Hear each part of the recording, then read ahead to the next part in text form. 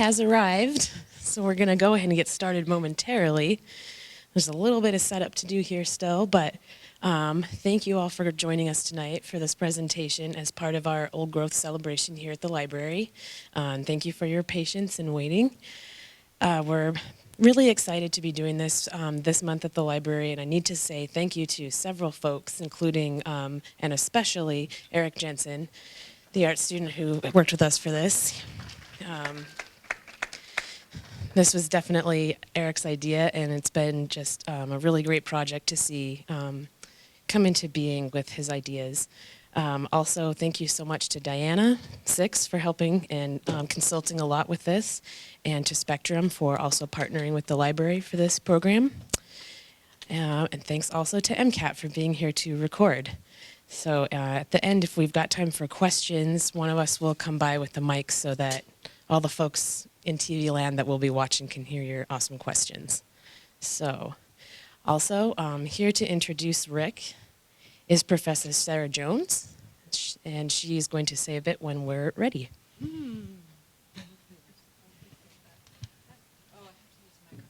Okay. Hi. Thanks for staying. This is going to be awesome. Eric, thank you for pulling this together. So tonight we are welcoming Rick Bass. And Rick is an author of more than 30 books and a wilderness advocate. He has long been considered one of the most gifted practitioners of the short story. I have to keep this right in my face. He's originally from Texas, got a degree in geology at Utah State, worked in the field for, I think, more than 7 years, and eventually became the writer that he is and a teacher. And he has taught at the University of Texas at Austin, Beloit, University of Montana, Pacific University, Iowa State, and probably more places. He's the recipient of numerous awards, including fellowships from the National Endowment of the Arts, the Guggenheim Foundation, the Lyndhurst Foundation, and the Montana Arts Council. His stories and essays have appeared in the Paris Review, the New Yorker, the Atlantic, and numerous other periodicals. Rick lives in the Yaak Valley in northwest Montana. He works with the Yaak Valley Forest Council and has dedicated a huge part of his life to protecting the old growth forest in the Yaak Valley. So please welcome Rick Bass.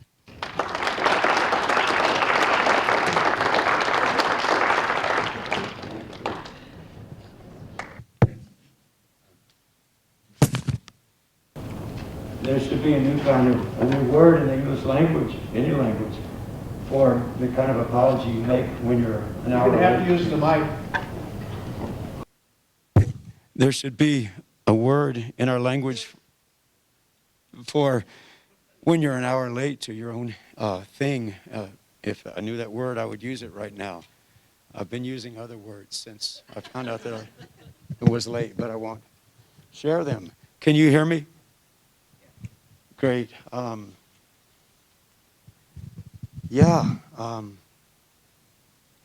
Really grateful to Sarah and Eric for having me in on this Earth Week and for the work y'all are doing for Old Forest. Oh, right, got you. No, it's not on, of course. Thank you.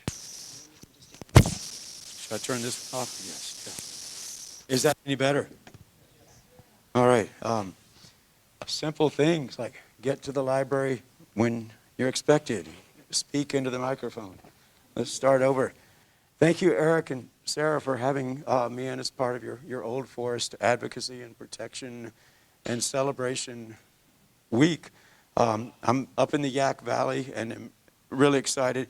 I told Corky Claremont, the Confederated Salish and Kootenai tribe, that we've done some art projects with the museum together, and I was excited to show the guitar that was made out of a piece of really old spruce from up there. I told Corky it was at 7, so that was in the back of my mind when in the 23 minutes since I found out it was at 6. Well, at least I didn't mess Corky up, but I messed all of y'all up. Again, apologies. Dick Manning is going to play the guitar. I don't really know where to begin with this story, so I'm just going to read some essays that I wrote about before this guitar was made by Kevin Kopp over in Bozeman. And then Dick is going to let y'all hear what it sounds like, and he's going to talk about guitars and old forest or old forest wood, and I hope I'll be able to answer some questions. Yeah.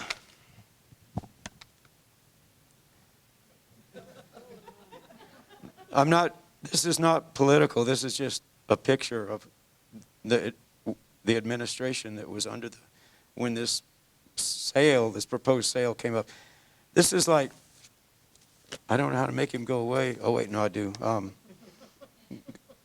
Okay, good. I'm going to read a section, a short essay about how the guitar came to be, and then I'll show these slides. It was the first year of the, oh shit. I apologize, I don't have COVID.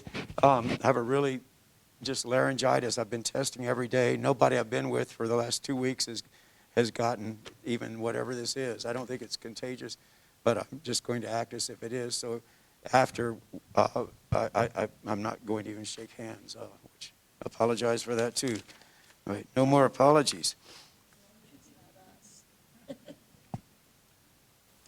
It was the first year of the great dying. And while we didn't think it would be gone by Easter, that day when the great bear rolls back her boulder and re-enters the born-again world of spring, we did tell ourselves that all the bad things would end. It was a year, I think, in which some things bent but did not always break. Though I also know now there can be great glory in the breaking. It was a year I walked again and again into the old forest for strength and something else.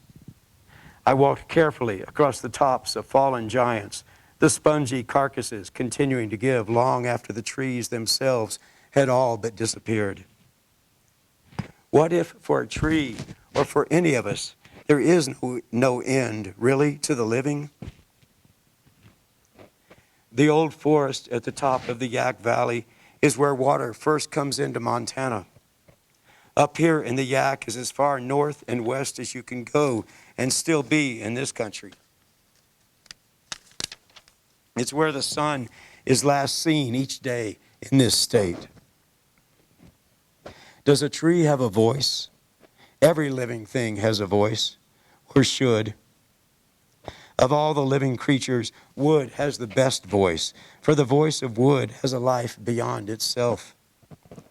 Wood vibrates, resonates forever, physicists say, with all the sound it has ever generated or received. The wood has a memory. Does it know what's coming? It is said that the rain falls equally on the just and the unjust, and that may be true. But different angles of light fall differently on every object in the world, upon the living and the unliving. Some are gilded with it, others scorched. Some are starving for it, and others may receive too much. But water, everyone needs the same amount of water. Water, unlike light, can and does go away.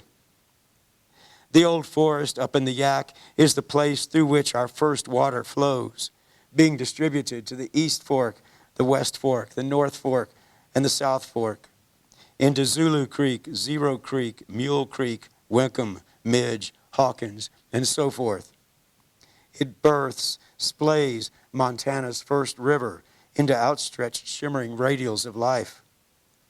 The old forest gives us all the water we could ever want, but in exchange, we must protect the temple where it begins.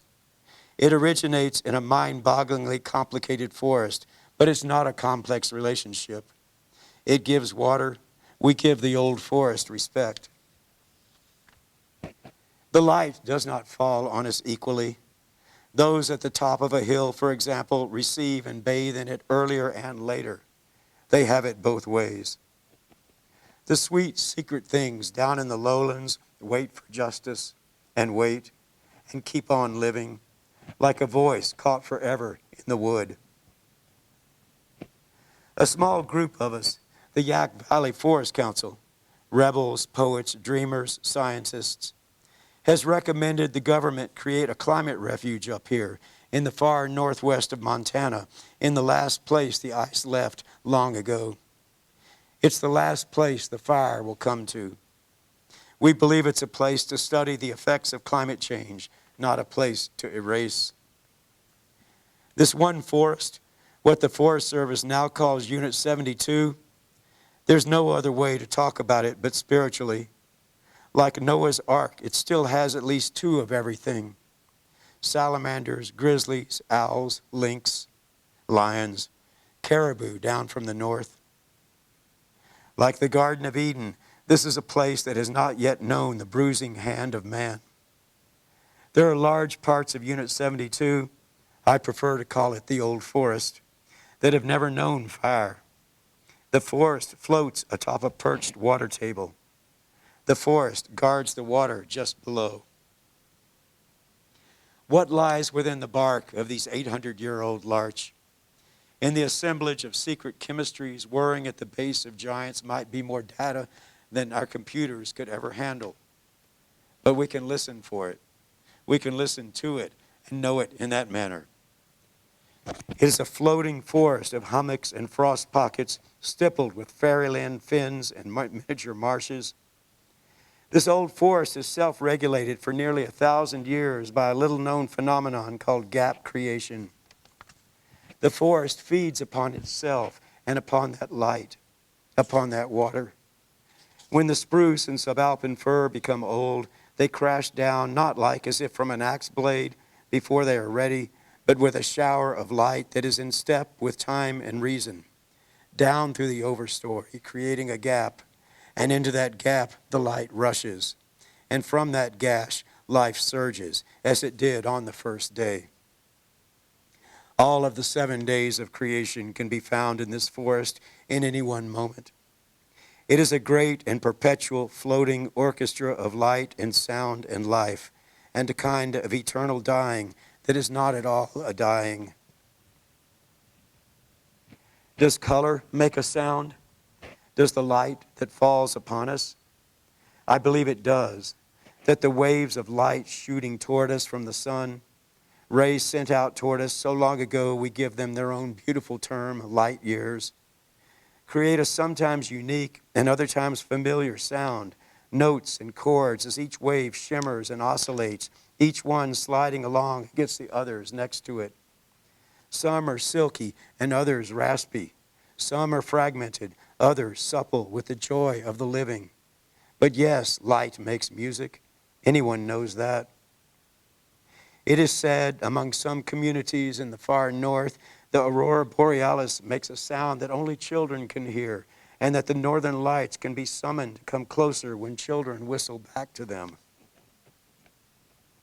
We, the Yaak Valley Forest Council, went in ahead of the devastation, ahead of the Forest Service's plans to clear-cut nearly 1,000 acres of ancient forest. The Forest Service had already begun the defiling, had painted their pitiful offering of leaf trees in orange and blue, directing the sawyers where to go and not go. Only the garishly painted trees, one or two per acre, would be spared, though after all the others were gone, even the painted ones would die, unable to survive their sudden isolation. And meanwhile, the loggers would slay every other living thing that did not have the mark upon it. We went in behind them, trying to undo the humiliation. A forest must stand together, or it is not a forest. But they kept coming back and painting over our brown paint. A tree, much less an old forest, was not made to be painted. The one we found, the chosen one, was big, but it had taken centuries to get that way. 312 years, give or take a couple of sunrises. It would have been a single cotyledon at first, a sun-warmed seed, a single idea, with no sound at all. Who knows who its parents were? In that sense, the guitar we make out of it will be an orphan too. But in another sense, it belongs to all of us. For whoever hears its voice shall forever after carry that trembling, that music within. Before it came to us, before we came to it, this 150-foot tall Engelmann spruce grew on a steep shaded bank through which a creek used to run before the Forest Service gashed the creek to let it bleed out. All the subsurface water clutched by all the ancient roots seeped out into the gash and was carried away down the muddy logging road beneath the now blazing sun. That slash is what brought a desert to the very edge of the old forest. A storm had tossed the spruce over. When we cut the giant open, taking only a single vertebrae, we could smell the music that would come, could feel it even before the luthier first laid his hand to it. There was and still is joy in the wood. I guess that sounds funny. What does joy sound like? But really, how could any living thing be in that forest for 312 years and not be comprised of joy, or even the thing that lies beyond joy, a thing we may not yet have a name for? The tree had been lying down for some time when we came to it, but we could still feel the sound in it as surely as you could the heartbeat of an immense animal. The growth rings were so close together, like a closed fist gripping the music, not letting go until we came for it, until we were ready for it. It felt odd taking even a single piece of wood from that perhaps doomed forest. Like all great things, it had a tiny hairline crack in its center. We could see that once we went in with our tools. The wound had been held tightly, almost from the very beginning. It was a shock to see that which some might think of as a scar or blemish within. What possible good can ever come from all this pain? The weakness, the spine around which the body wraps, the weakness that hides deepest within a person, within a tree or a nation. Surely one day, surrounded by the slow music of time, that tree or human or nation comes to think it is finally safe and that the hidden crack is no longer a weakness, has vanished. It never vanishes. It just becomes hidden. We bathed it with water from the river.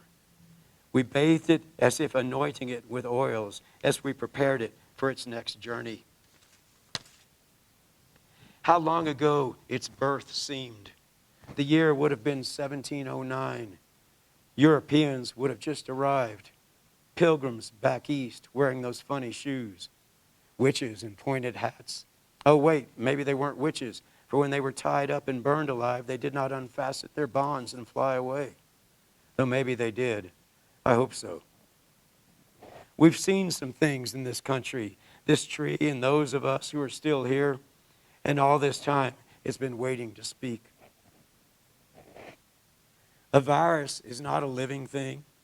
It's more of a mechanical thing, a scrambled sheath of proteins which, like a living thing, is just seeking a place in the world.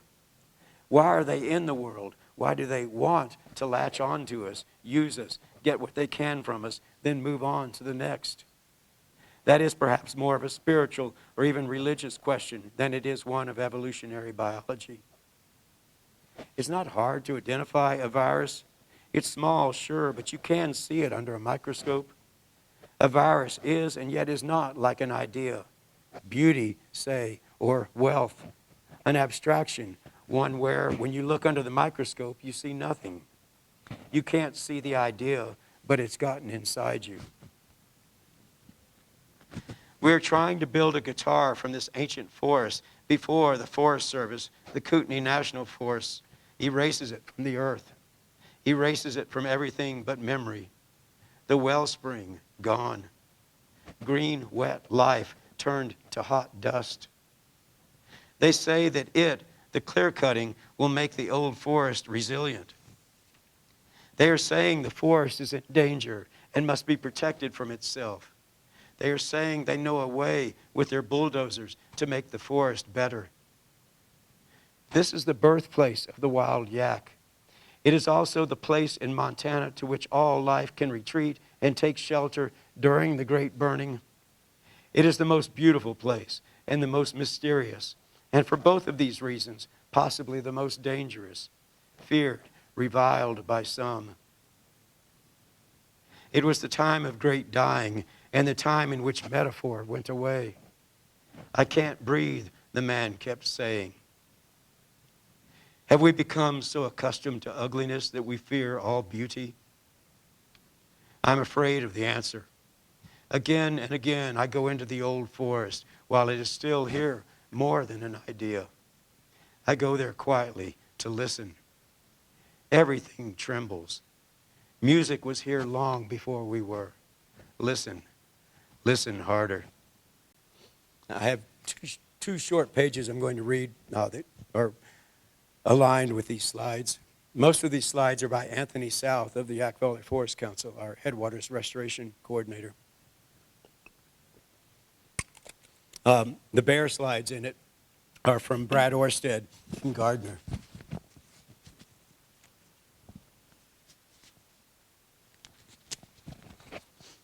It's like Noah's Ark up here, biblical, a refuge. Nothing's gone extinct, despite the previous administration's attempts otherwise. So there are more connections up here. We don't understand them, but we feel comforted in their midst. Even in a time of war, we feel safe. It was the year of the great dying, and we went into the forest as if summoned, listening.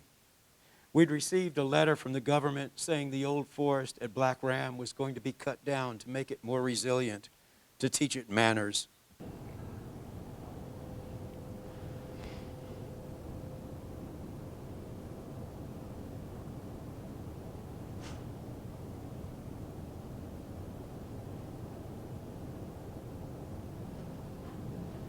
We wandered.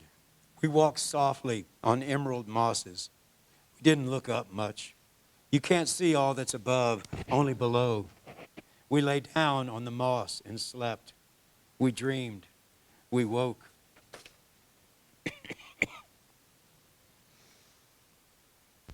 Heaven is beneath our feet as well as above. Excuse me. There no longer is any metaphor. For a week or so, all our roads are covered in gold. Our streets are lined with gold, here and now. We saw the light coming down as a miracle. The waves of light are no different than waves of music. In the old forest, time behaves differently. It seems to us to have stopped. What is wrought but slow fire? The light started toward us long ago. It's only now finding us. In this old forest, you can hear the light.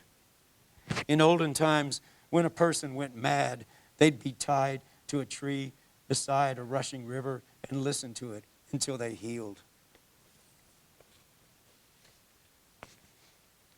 The giants in here grow out of the hearts of fallen giants, which grew out of the hearts of the giants before them. This place is a carbon miracle. It holds the carbon in safekeeping through the centuries.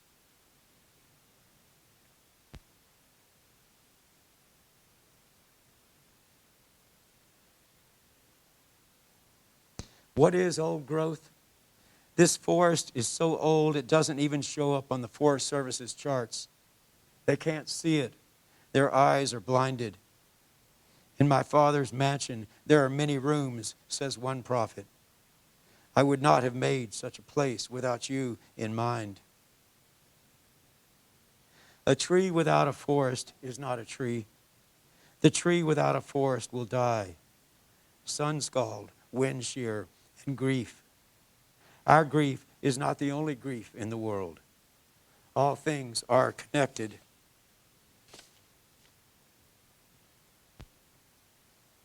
Water and light equals life. Water, light, life, and earth equals rot. Water, life, light, and rot equals soil. Water and light equals music. Nature abhors a straight line. There is always music in the soil. There is always music being created in the wood. When you touch the wood, you can feel it like sunlight before you can hear it, before it comes out. We went into the ruination and salvaged one vertebrae of ancient spruce to make the perfect guitar. On it, our country's greatest musicians will play songs of resistance and hope. From it, the old forest will speak. The old forest will sing.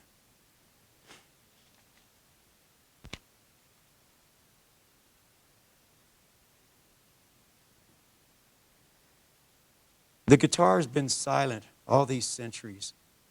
We want a guitar that will defend the old forest. We selected the wood that held the music we needed. We want a miracle. We will work for a miracle.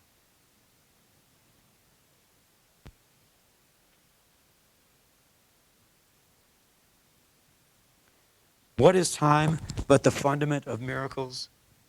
If we were to walk into a frozen field late in March and be told those who slept beneath our feet, as if dead, would return, would we not call that a miracle?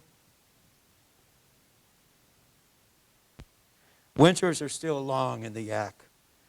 Winter to spring, breath to breath. If it happens fast, we call it a miracle. If it takes centuries, we don't see it. And here we are in the middle, still unseeing and still unhearing.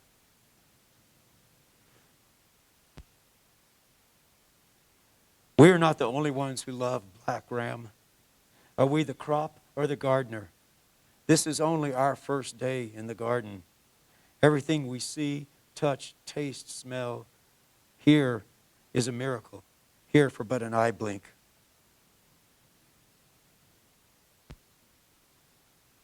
They aerate the soil with daggered claws. Lilies grow where they walk.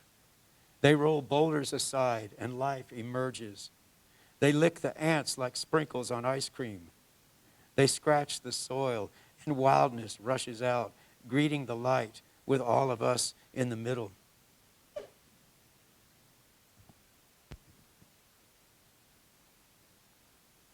The yaks, frogs, and salamanders need black ram too.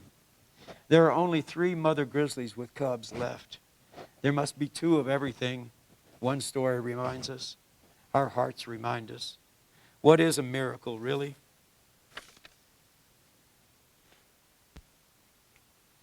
In the old forest, our relationship with time changes. The old forest tells us, slow down. We're all but a blink. We all sip from the headwaters in which sparkle flecks of gold, so that we are made of gold. W.S. Merwin wrote, I want to tell what the forests are like. I will have to speak in a forgotten language. It was the year of the great dying. We went into the old forest to sleep and into the old forest to awaken. Listen. Listen harder. Thank you.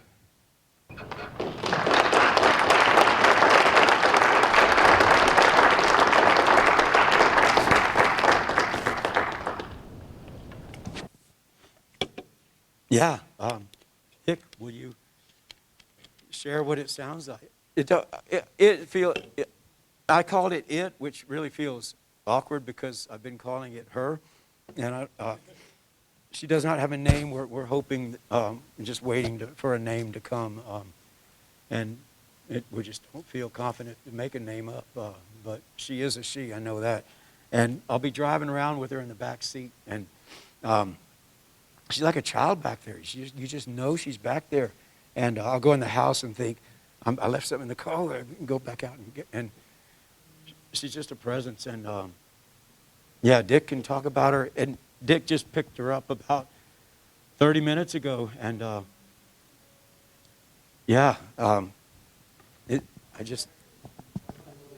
You guys hear me? How's that? Can you hear? Okay. Let's see if we can make this work. Yeah, I picked this up 30 minutes ago, literally. Well, not literally now, but close. And I've been talking to Rick all winter about it. And I've known this project was in the works, but I've been incarcerated in Washington, D.C. for the last 6 months. And only got here to this end of the world the first I've seen Rick since I went away. So I'm very excited to see it. And as soon as I picked it up, I said, what the hell, Rick? Why didn't you tell me it was a Nick Lucas? Because, you know, this is a venerated model, style of guitar that goes back to about 1929, named for Nick Lucas, who was a crooner back then. He wrote Tiptoe Through the Tulips.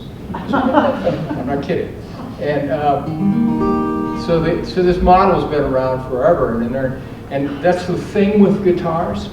You know, Rick started out talking about the wood, and if you look at the wood here, the growth rings and what's going on here, that's encoding a story.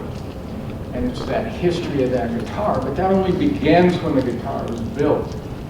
And you saw Kevin Cox shaving the braces up there. What he was doing is not just cutting them to size, he was tuning them. And so each piece of wood is different, and he's making each pitch just right to bring out the right notes at the top. Kevin is a master at it. We were very fortunate to have two world-class, at least two world-class luthiers working in Montana. One is Kevin, and one is the guy who taught him, who is John Walker, who works in Elberton. You can call literally a boutique guitar shop in Paris and mention the name Kevin Cobb, and they know him. And so it's no joke. And he's really good. But at any rate, the stories start as soon as you pick up one of these guitars, and it's our job, the people who play them, understand that right away, and that you need to put more stories into them. And it just goes on and on and on or something. And I've got one guitar that's 100 years old, and I play that, and every time I pick it up, it's just shocking to me, the stories it knows. But it turns out that the life history of the wood means a lot to what these sound like. And so does the life history of the guitar itself. How it's played, who plays it, what kind of music do they play, what do they bring to it. It changes the guitar over time. And by the time they're 100 years old, they actually become something. This one's only less than a year old now. At any rate, Rick brought us a lot of beauty from the forest and a lot of majesty from the forest. And I sat back there saying, oh shit, I don't know any pretty music. And I feel like I should play pretty music on this thing, but I play blues. What are you going to do? You know? But I do it because of the stories, because their stories go back to the 1890s. And some of the songs I play, because I love them. That's my access to history. The history in the top of this guitar and the history in the songs themselves. And I said, well, what in the hell am I going to play on this guitar that will rise to the occasion? And I remember there's a famous song written on a Nick Lucas, this exact shape and size guitar made by Gibson, but it was recorded in the early 60s. And then I saw my friend Abrams sit back there, and I said, yeah, I can do a Dylan tune. That'll be all right. It won't mind. So I'm going to do a Dylan tune. Bob Dylan played a guitar exactly like this all through the 60s. You can see it on the Penny Decker film. And it also speaks to what Rick was talking about, because this tune is called Girl from the North Country. I was thinking a pretty good name for a guitar. It's going to take me a minute to get into this, as I said I was on a half hour ago.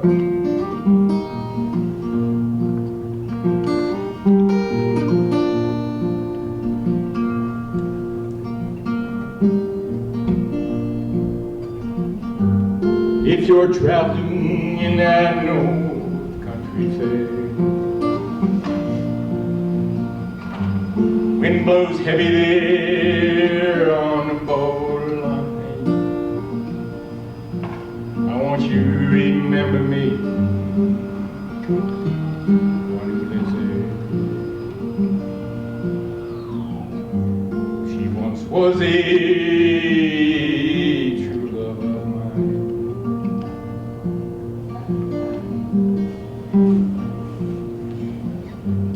If you're traveling where those snowflakes fall,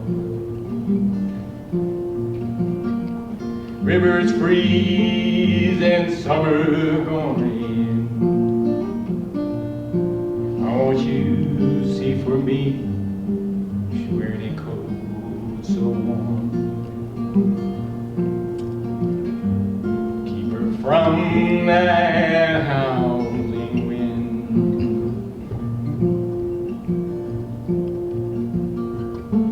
for me. Hair hangs down, it curls, it falls all down her breast. Don't you see for me, her hair's hanging down. That's the way I remember it then.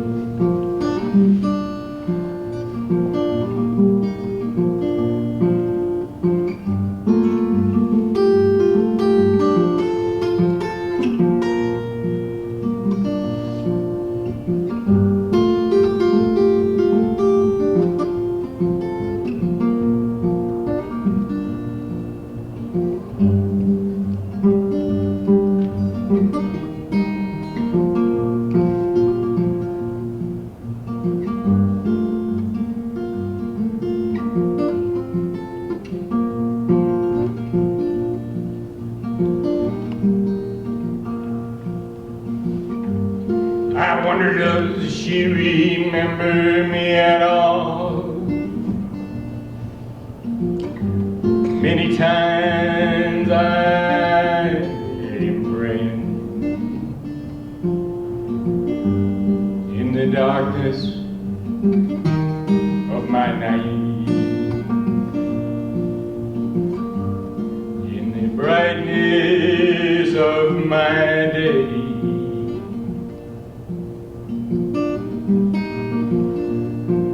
So if you're traveling in that no country fair, where the wind blows heavy there on the borderline, I want you to remember me, to one who lives there. She once was a true love of mine.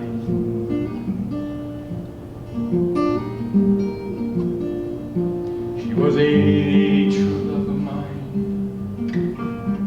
true love of mine, true love of mine. She was mine.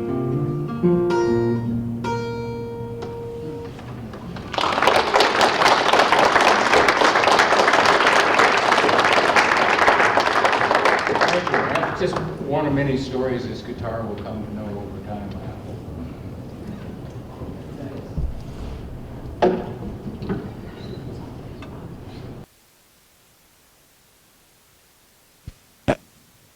Beautiful hearing the. You said there's a high and low end of it. I don't know music. I just know trees and woods. And to hear Dick talk about this Kevin Kopp guitar is like. You said it has great high end and low end? I don't know the language, but. Oh, it's just, it's partly the design, but mostly the execution of it. And Kevin is known for the fact he picked his guitars up the first time and they sound like old guitars already. And that's no small feat, and not many people can do that. But he does it, and it's the balance that's in the tone, there's nothing that's overwhelming. And it's responsiveness and the laser-like focus of the notes, which is something that's in a tradition that goes back with Gibson guitars largely for about 100 years. I love hearing the guitarist wonk out like this. That Gibson Hartwell picked it up and said something similar, that it opened up even as he was playing it, like just out of the box. When Kevin gave the guitar to us, he said it's take good care of it. It's really important. Whoever plays it first needs to be really good, because that person is going to teach the guitar how to sound, and the guitar will in turn teach the guitarist how she wants to be played, and it becomes a conversation, which is just, I don't understand this, but I love hearing them talk about it. I love hearing y'all talk about it. Yeah, that's a fact, oddly enough. And so much of music now is electronic, made by computers. That's all anybody hears anymore, on cheap speakers or in arena rock and things like that. And it's lost the capriciousness of the history and the detail of acoustic instruments. So So very few people have heard acoustic instruments be what they can be. And it is quite phenomenal. You build a relationship with your guitar that goes on for many years, and finally, 10 years in, you find it's teaching you something. It just told you something how you ought to play, and you have not been listening until now. And part of what you're listening to are those growth rings that were laid down 200 years ago. That's really what's happening. So it's a humbling experience. And he said that whoever plays it first has to be really good. I didn't play it first, I promise. It was Dick is who gave me the idea about making a guitar out of old spruce from the Yaak. Dick has a cop, and again, he showed it to me. I just held it, and it was just, I could hear my fingers touching the wood. It was so amazing. And then he hit a couple strings on it, and it just, I've learned the language. They say it's a fast attack and a slow decay. Is that, so that's what it was like. Like they'd make the note, and it would just like go all through you, and then it would keep going, and it would just keep living for a long time after usually you stop hearing something. I don't know if you were still feeling it or hearing it, but I thought, okay, well, I know where there's some old spruce, and yeah, so that's Dick. You're totally her godfather, if not uncle. Yeah. And there's something else interesting. I want to talk about the project itself, because Rick's been talking to me about the lobby problem that he's having up in the Yaak Valley for years now. And, I listened to it and I said, yeah, that's kind of bad. But, it's this isolated case in the Yaak Valley, and there are worse things happening in the nation. He showed you a picture of Trump earlier on, and, that was during that period saying there are worse things going on. I've gotten educated on that problem over the last 6 months or so. And what's happening is that this is not isolated anymore. That attitude of, oh, there's some old growth trees, we got to go save them from nature, and we're going to go log that so it will be resilient, is now percolating up through the Forest Service in a big way in this administration. And if we are not careful, they are going to inventory the last of the old growth. In fact, they've already done it, and they're going to log it. And it's an issue. And so the problem that Rick is looking at is not isolated at all. There's an attitude, and it's not administration-wide, but it's Forest Service-wide right now. It's percolating up front of Forest Service that simply says, they look at management. We got to manage for the future in some way to save the forest. Not once thinking of all the goddamn management mistakes they have made the last 100 years. Not once. And things like fire suppression and that have gone on and eroding in the forest and the planting, the plantations, all that stuff. They have not gained the humility to understand we should not be doing that. And it's bubbling up a lot faster than I would. Wow. Yeah. Like Dick always beats around the bush. He never tells it straight. But I'm still, yeah. No, it's rough up there. We're proposing this ancient forest become a climate refuge, where it will be dedicated toward growing and keeping old growth. The Yaak historically, what they call the historic range of variability, was as much as 50% old growth, and now it's down around 10%. So that's kind of an ambitious project. It's going to take hundreds of years to bring it back to balance with what the shape of the land and the way the light falls on that land and the hydrologic cycles and the species interaction with the soil and the trees. It's not going to come back quickly, but it can come back. And the place that this place that has not been, it's a primary forest, never been touched in any way, it's different. I mean, I've been wandering around the Yaak for almost 40 years, and I've never seen a place like this forest. And I mean, it's just it's messy. It's not that classic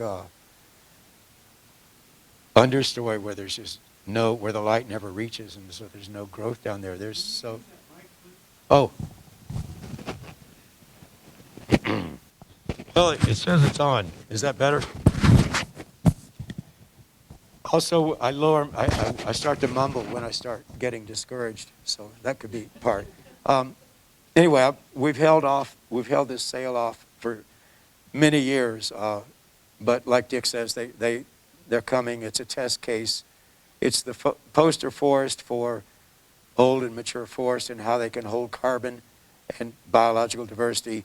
And it's also the test forest for the timber lobby that says we're not going to be backed off of this. It's not the way I wanted it to go, but it's where we are. So we'll do our best and really appreciate y'all's help in this battle, which is not yet lost and is not yet won. I feel good. We're getting a lot of lucky breaks, and that's usually a good sign that it's not all up to you, that there's some larger desire in the world that wants it. But we still have to put in the sweat equity and the hours. I feel instinctively, if we can turn toward things, joy and things we love, and celebrate, that will be unbeatable. Like, climbing to the tops of the trees, which we will do as the last measure, hasn't worked. So I think it feels revolutionary, having Dick play the girl from the North Country on it. We would like anybody who has a song that they think they would like the guitar to know, to email us, and we're going to, be giving it her education. I made a mistake. I took it to Maine, where I do some teaching, and a couple of Deb Marquardt and Janie O'Connell, the instructors, but also musicians. They took her for an evening and taught her all the songs they wanted her to know. And when I said, what did you teach her, they wouldn't tell me. So I think it was like Naughty Aunties or something. But there's no telling what all she knows already. But it's a fun thought, like, what songs of resistance and change from our country are good for her to start learning, that'll be being played 100 years from now. And how that's going to protect Black Ram, I don't know, but we've had a lot of musicians around the country say that they want to play the song in their homes, and I hope by word of mouth it'll just get around, and when musicians drift through here, they'll say, hey, where's that Black Ram guitar? Yes? Seems like this would be such a wonderful opportunity for somebody who makes videos to follow the guitar around and document that, and the stories and how that ties back to protecting old growth. It seems like you could throw that out as a pitch to somebody that's really good and they would bite. Thank you for your optimism and for the idea. We've been trying to, but we're limited capacity and we haven't had success yet. But I'm hoping by word of mouth, or if anybody here knows, videographer that thank you. Yeah. Fantastic. Thank you. That'd be exciting. So, a little bit of education for us that are naive. What's the incentive to go for old growth if it's such a small percentage and there's so much stuff? If you just want lumber and wood, that you have to go for old growth. Here's the argument that's emerging. I mean, there are two levels of this. One is Speak up a little bit, would you? It's hard to hear you. Thank you. Okay. So there are two levels of that. One is the incentive, the word you're using, that's a good one. Oh, no, louder. Louder? Yeah. Can you repeat the question too? Put it closer to your mouth. I'm going to pull it up a little. How's that? Better? And they wanted the question repeated. Okay, so the question was, what's the incentive to go for old growth right now? And my answer said it was on two levels. One is incentive, is a good word for this. And anytime you throw money into a bureaucracy, they're going to find some way to spend it. And there's a lot of money right now through the Inflation Reduction Act. Incredible amounts of money flowing into the bureaucracies, especially the Forest Service and the Department of Interior. We say, well, hey, that's money to do good with. Well, in the bureaucracy, they don't care if it's good or not as long as it gets spent. And especially with a Democratic administration, there are all these incentives to create jobs locally. So if we can spend that money on the ground, all the better. Nothing wrong with any of that. But what they did Use the mic.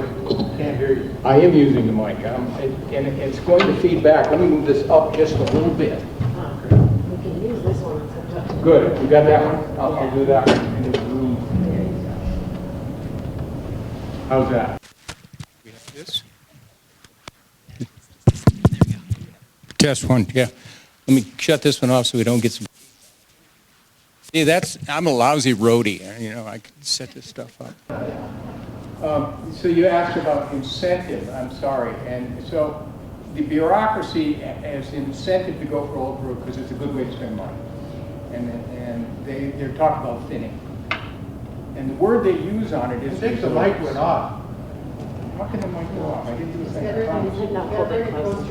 Just 1, 2, 3. No. You broke it. I was probably being censored.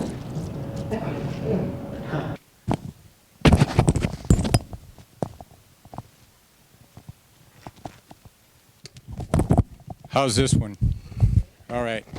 So the incentive is to spend that money in any way you can, and that's what they're doing. They're spending money, but they targeted old growth because they have making the argument that thinning will somehow help that forest.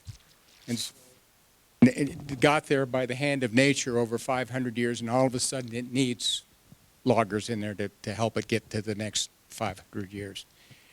But it's just simply a way to spend money, and they're arguing that the resilience is necessary for climate change. So because we're facing a lot of forests now, a lot of fires now, the thing they have to do is go in and thin the forest. When in fact any fire scientist will tell them, you know, the real problem is 100 feet around your house, not the old growth forest at all. But nonetheless, it's an excuse to do it. And pardon me? Yes, it is such a great question. Really is, and the thing about it is some of the people who are doing it with the best of intentions. They actually believe they're helping those forests become resilient, and that's just frightening, because that's even worse sometimes, because that's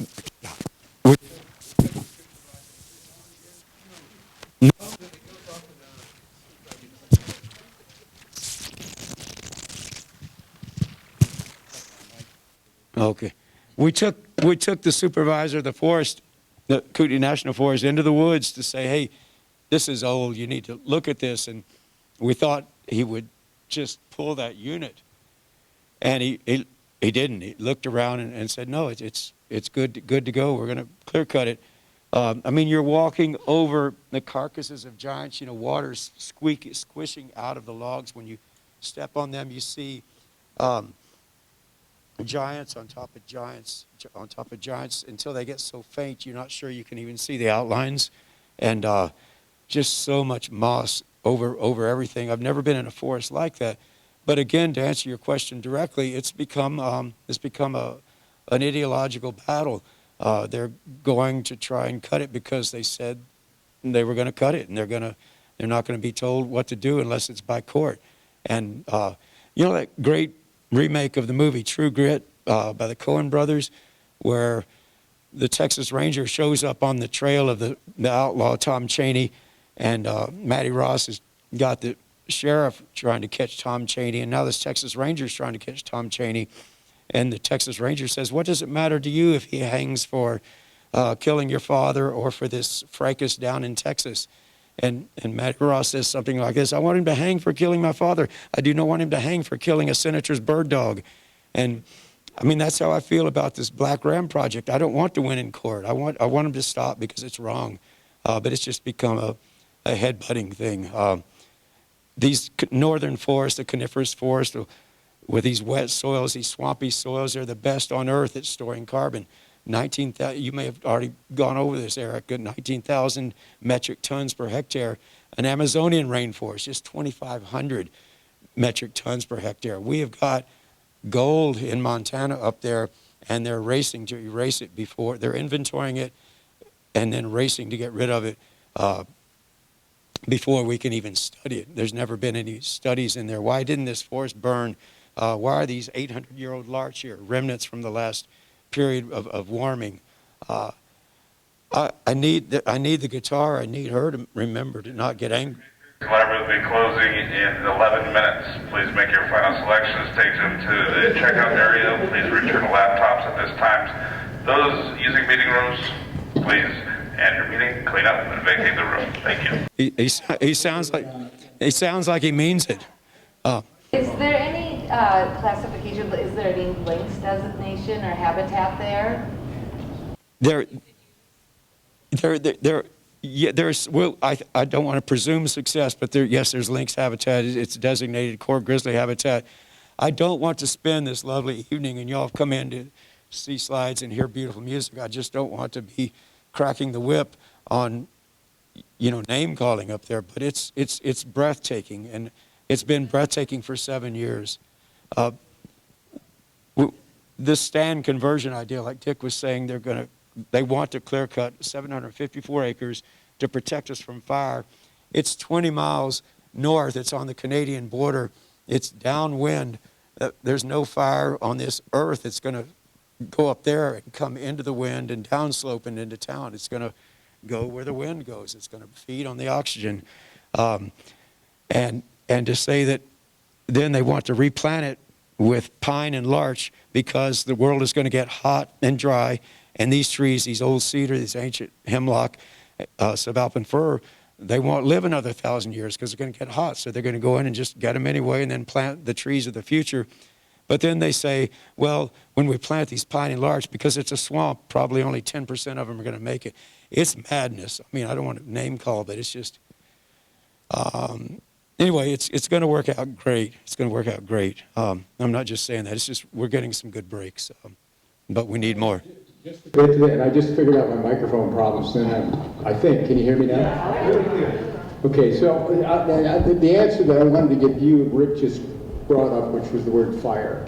And this is what we're not understanding in our politics right now, that we're fighting the battle from the last timber wars 30 years ago and so forth, and preserving old growth. But what this is really about is fire and acceptance of chaos. And the American public is not geared to accept chaos, period. They will not do it. And they'll say they'll do it until their houses start burning down, and then they go to their Congress people and say, that's got to stop right now. Do anything you can to stop it. And they will do anything they can to stop it. So any of those measures that Rick is talking about controlling fire, is what this is all about. And the battle now is to say, no, we can't control fire.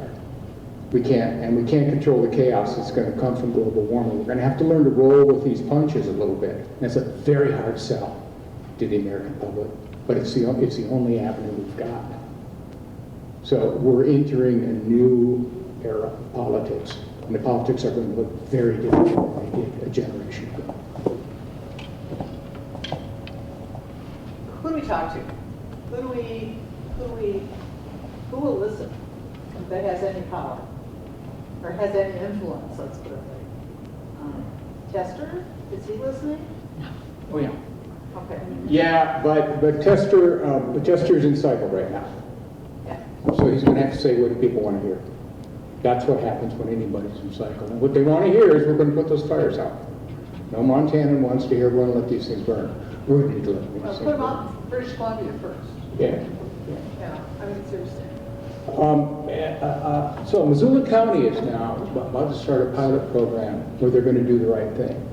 And the right thing is thinning around houses as opposed to the old growth forest, and zoning and requiring building materials that if you live up into the forest, you're responsible for making your house fireproof. So you can start by talking to Dave Strohmeyer at Missoula County and say, we support that. What can we do to get the message out? What is the messaging that needs to happen? Also understand your federal government is split. And so you talk within the federal government to the people who understand what's going on. The better audience for this message is the Department of Interior right now, not the Forest Can you repeat Service. the last few words? The better audience? The better audience is the Department of Interior right now. And I don't want to sound too old-fashioned, but talking to your neighbors, I mean, it's a small state, and everybody knows someone who knows someone. Just like Dick was talking about guitars and stories, just get this story out there. One of the reasons Black Ram was even dreamed up is because the National Forest up there feels like they can get away with it because they're not illuminated. It's way out in the corner. It is literally on the Canadian border. And yeah, I just think if it becomes known and illuminated, it won't stand. So we do have to get out, but you guys, thank you so much. Thank you so much. Thank you.